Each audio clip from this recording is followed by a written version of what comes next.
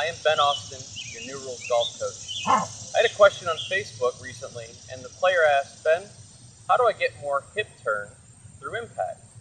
Now, we have to understand the caliber of player that we're talking about here. So this player is going to be a very good player.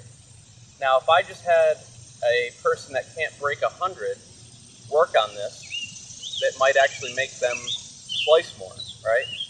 So, this is a good thing I want everybody to understand, and the first concept we're going to talk about today is disassociation. Now, this sounds like a horror film, but it's actually a very good thing in golf. So disassociation means the amount that you can separate your upper body from your lower body. So a good way to work on this and to understand this is to do a simple exercise where you take a club, lay it across your shoulders, and take your golf posture. Now what you're going to do is leave this club here without moving it and see how much can you open your hips or turn them to the left and how much you can turn them to the right. Now another way to do this would be to do the same exercise but keep your hips still and turn your shoulders without moving your hips and turn your shoulders without moving your hips. So what I'm doing there is I'm disassociating my upper body from my lower body. Most players that I see, when I ask them to do this drill, will go like that. They will turn everything. Now we need to disassociate our lower body from our upper body. Now once we can do this, and the more that you can keep your shoulders here and turn your hips, this is going to help with getting more hip turn through impact. Now, a great drill you can work on is a very simple drill. And this drill basically has 3 parts.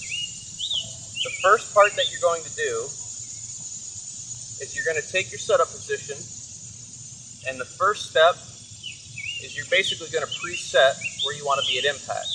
So what you're going to do is just take your hands, push them forward, and then turn your hips as much as you can. So what you're going to do is you're going to hold this for a 10 count and just really feel your hips open, hands forward, and just really hold it. Second step, take a short backswing, same feeling without hitting the ball. Try to get your hips to turn as much as you can and your hands forward and hold it.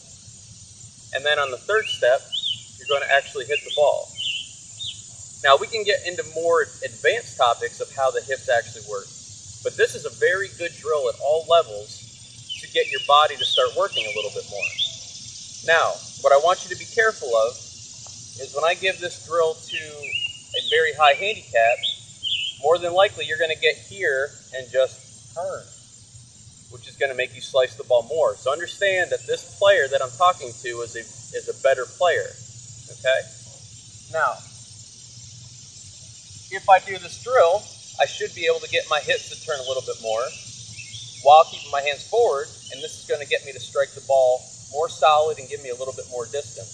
So let me try this drill and see what happens. So I'm going to set up, and step 1, I'm going to turn my hips and push my hands forward. Just really feel my hips and my hands. Step 2, short swing. Don't hit the ball, just kind of feel it. And then on step 3, I'm going to hit the ball and try to feel my hips really open.